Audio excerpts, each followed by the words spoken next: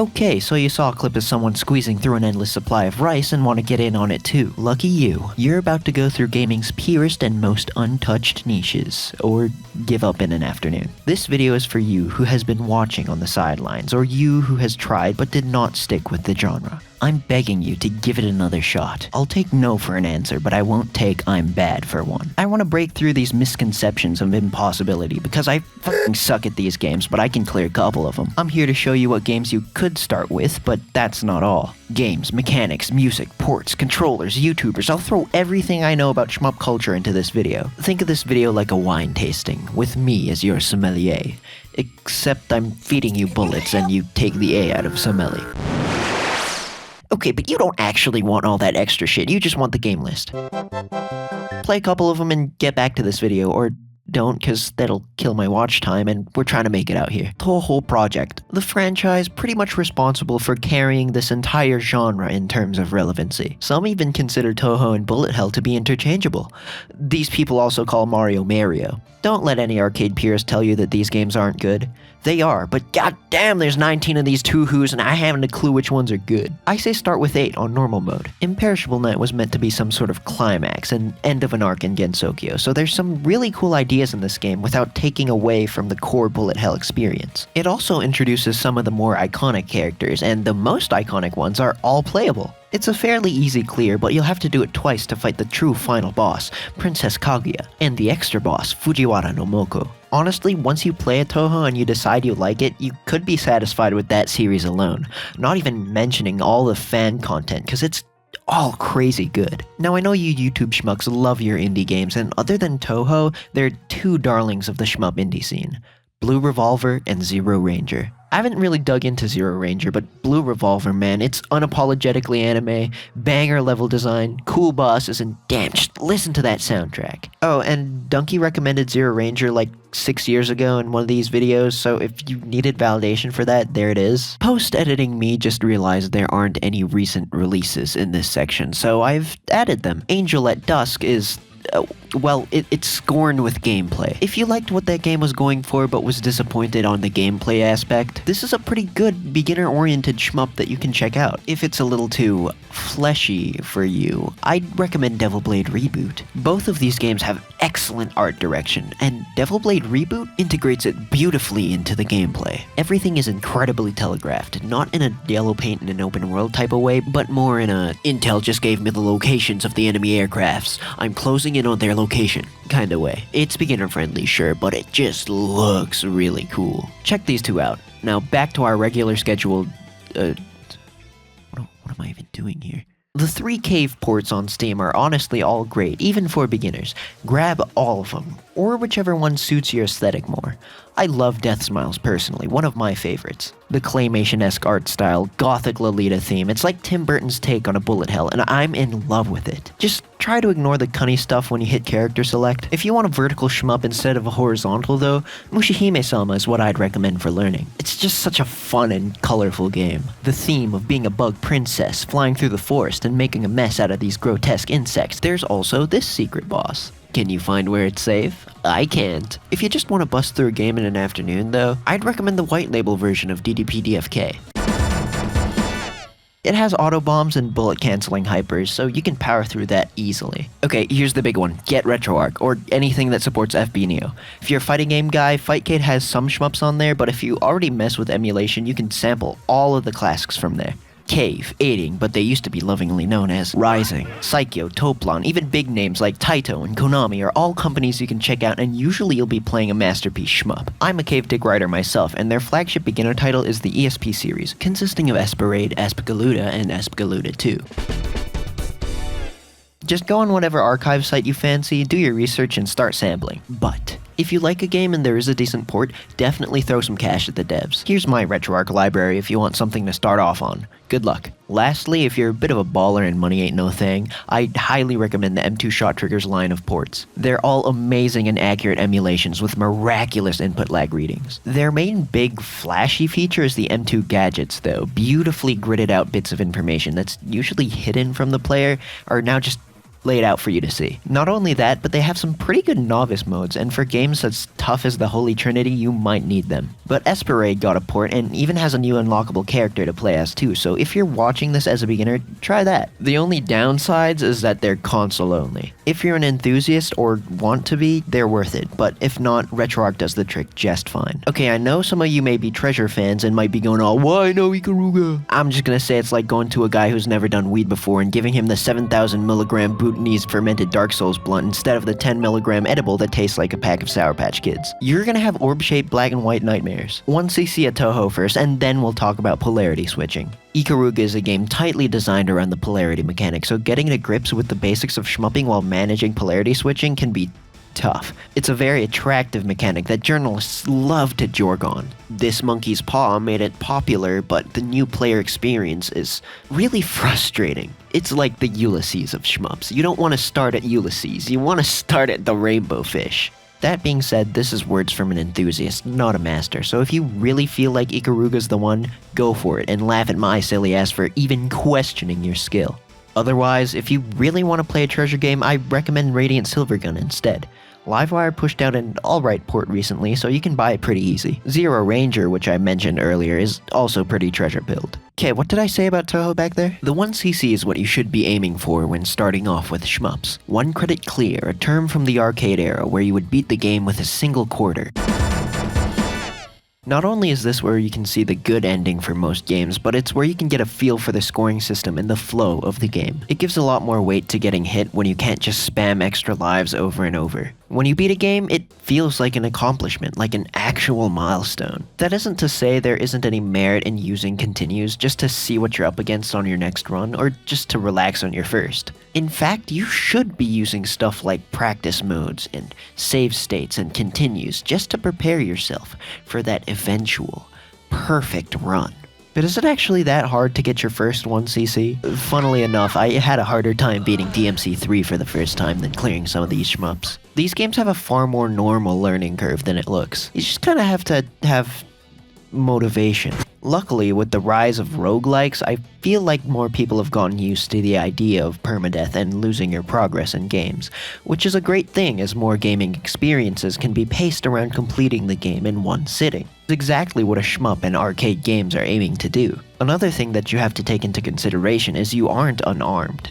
Bombs are your best friend as a beginner, and you should be using them excessively. Use them to damage bosses, use them to clear the screen of a hard pattern, but most importantly, use them for those sweet, sweet iframes. If you think you're about to see the pearly gates, literally blow up those angels to drop you back into the mortal realm where you belong and will remain. These games become more akin to survival horror, where you will be managing these bombs, making the wrong calls, and paying the price. If your game doesn't have bombs though, like Eschatos over here, there's usually something to protect you from the bullets, like a shield thing, or maybe pickups give you invincibilities. Some shmups are a lot more lenient than you think.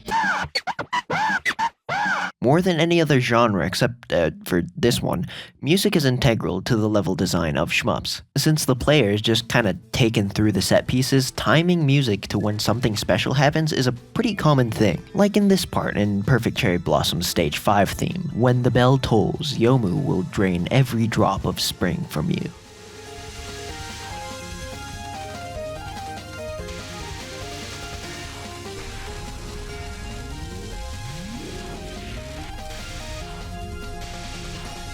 Or here in Blue Revolver's Stage 3, where the song goes fucking weirdo mode, and out of nowhere he puts a percent bar on your screen. The drop hits, screen flashes, and your free will to kill is taken away from you, and the song goes nasty.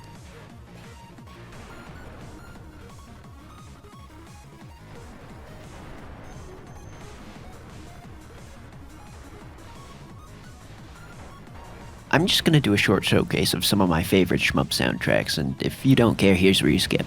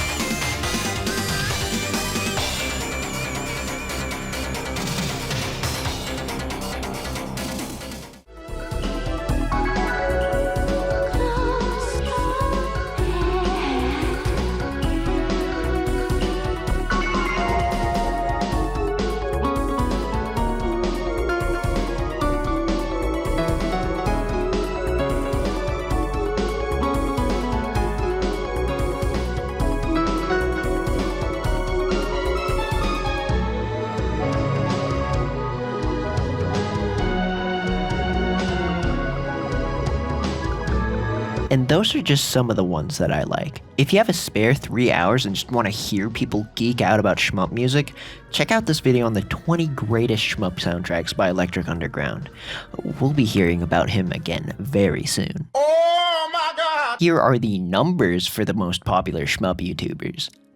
Kinda niche, so after I'm done, show him some love. Shmup Junkie is about as on the nose as it gets. He likes shmups, shmup adjacent stuff, arcade design. He's got a couple list videos with some early YouTube-esque skits, but my favorite stuff of his is the history videos. Compile, Technosoft, reviewing every shmup from a developer, or even every one on a console. Some great, long, high-effort content that I can wholeheartedly recommend to everyone. Mark MSX's channel, The Electric Underground, is not a channel for everyone. He covers his thoughts on skill-based games, hang-ups with current gaming culture, and boomer-ass takes on gaming. If you write a review and you describe an arcade game as a quarter muncher, you should be shot in the leg. I agree with most of them.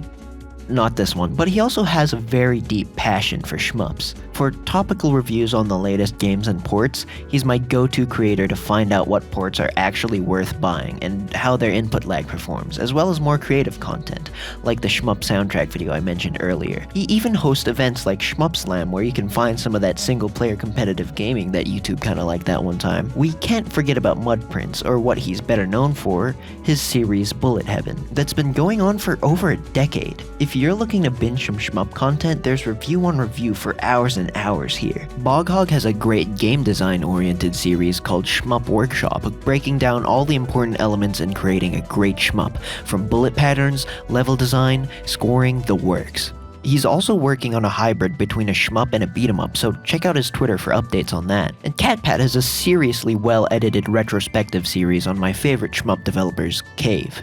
And not much else to say, it's a retrospective series, you know what's up, go watch it.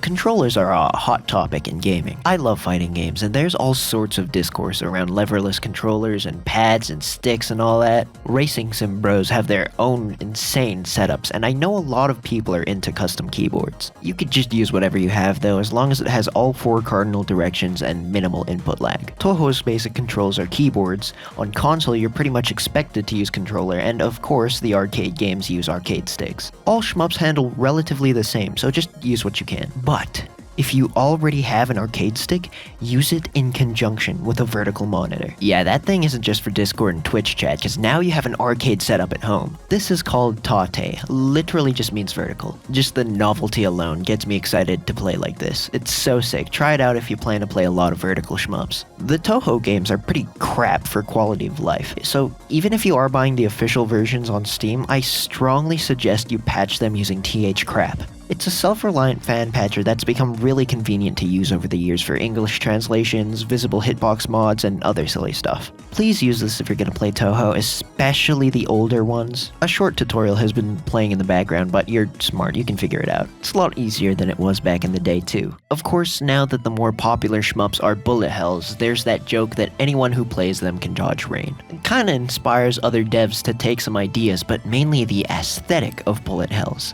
The roguelike genre in particular loves to cosplay with shmup aesthetics, namely stuff like Enter the Gungeon or Vampire Survivors, which ends up overshadowing any shmup that isn't Touhou. I don't blame them though, and I really do like these games. Bullet patterns are eye-catching, and making an actual shmup guarantees you won't reach mainstream appeal. Here, look, Blue Revolver and Zero Ranger. Those 2 indie darlings I mentioned earlier, basically masterpieces of contemporary shmups, and anyone who plays owns or at least knows of it. Here's the numbers. Now let's take a decently successful roguelike Wizard of Legend. It's no Hades or Isaac, but it did well. 10 times the numbers of Blue Revolver and Zero Ranger combined, and a sequel coming soon. Okay, but they're backed by Humble Games, so surely they have an advantage over the little guys. Soul Cresta. By that, Platinum Games. If you're making a shmup, you're making it purely out of love and respect for the genre. Despite this genre being incredibly niche, day after day I see new shmups being worked on and released. New content creators, especially over the past 3 or 4 years, keep popping up and popping off. We aren't on the horizon of a new golden age like fighting games were, but I think the niche is in a good spot. It's our little secret that deserves to be shared, and I'm sharing it right now. Go play and have a good one.